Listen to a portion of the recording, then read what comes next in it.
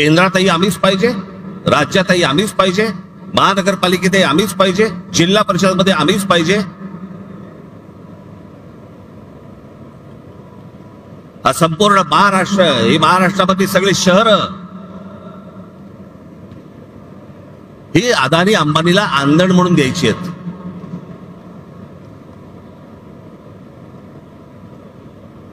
मी मागे तुम्हाला सांगितलं होतं, त्या आपल्या मीरा भाईंदरच्या माझ्या सभेमध्ये मी सांगितलं होतं की काय चालू आहे आता यांचं.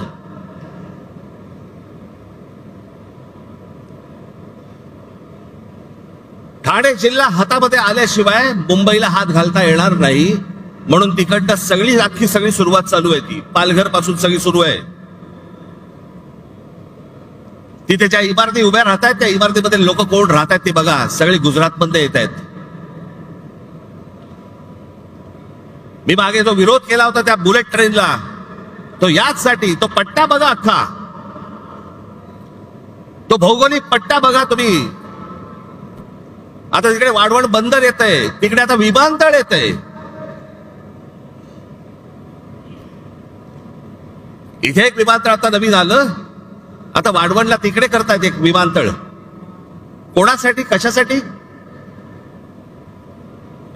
मला यांचा कळलेला जो प्लान आहे ना, आज हे 100% सगळे सांगणार आहेत नाही म्हणून, असं होणार नाही, आम्ही होऊ देणार नाही, करणार नाही वगैरे सगळे सत्ताधारी सांगतील, पण याचा प्लान काय तो लक्षात ठेवा.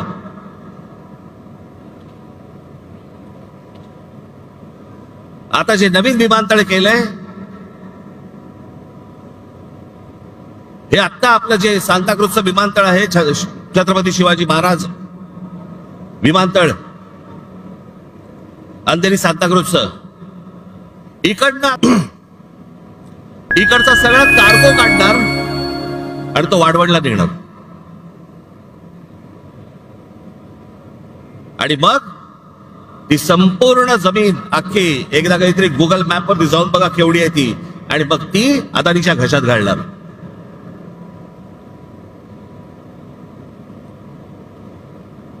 जेवढा जेवढा म्हणून तुमचं अस्तित्व आहे सगळं हे मिटवायला येत आहेत.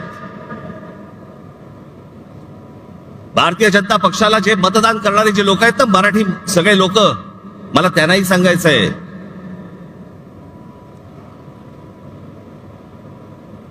हा अदानी अंबानीचा, ह्या सर्व लोकांचा, ज्यावेळेला गुजरातचा वरवंटा ज्यावेळेला महाराष्ट्रावरती फिरेल ना, त्यावेळेला ते तुम्हाला बघणार नाहीये, तुम्हाला पण त्या वरवंटाखाली मराठी म्हणूनच घेणार.